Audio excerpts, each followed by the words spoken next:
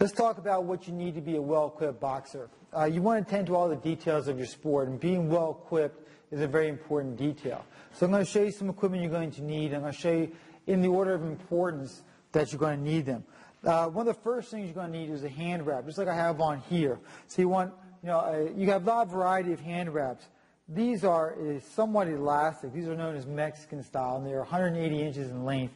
And you're going to use these to wrap your hands. And this is important because you're going to be punching a lot, and you want to make sure that your wrist is well protected. Not just your wrist, but also your knuckles.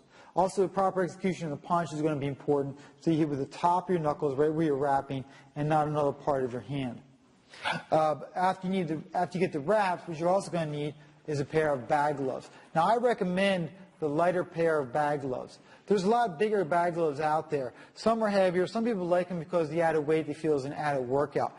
I think these are better. I think it's much more natural to punch with less weight on your hand. And another advantage to having a lightweight glove is that you can feel your punch very well through the bag glove against the bag or against the target.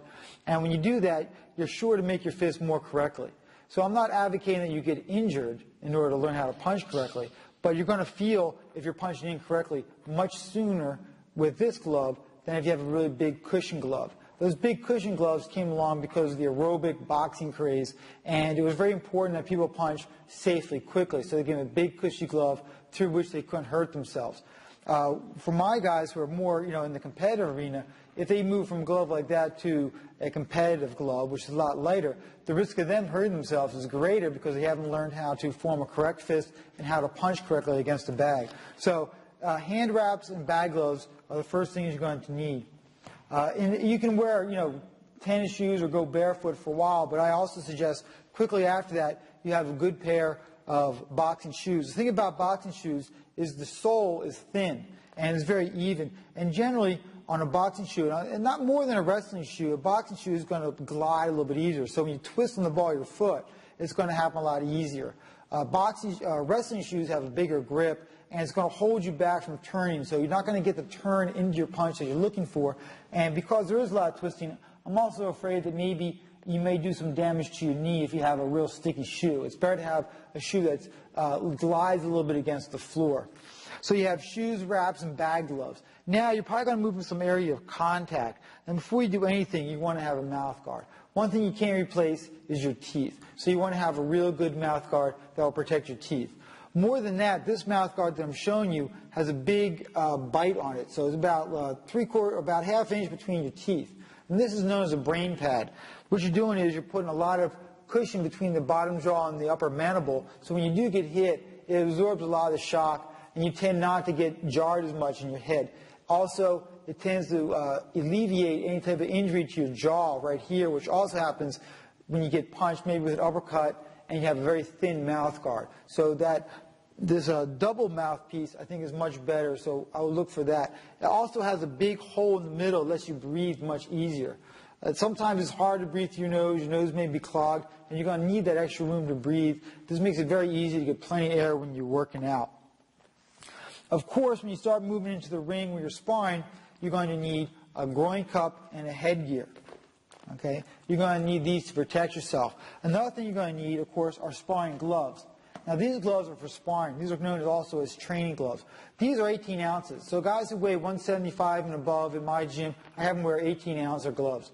People between about 130 and 170, I wear 16-ounce gloves. And below that, they wear 14-ounce gloves. I have a couple women who box, and they're only 100 pounds, and I'll permit them to wear 12-ounce gloves. So it's sort of depending on your weight class, what size glove you wear. Again, around 100 pounds, you can go as low as 12-ounce gloves to train with.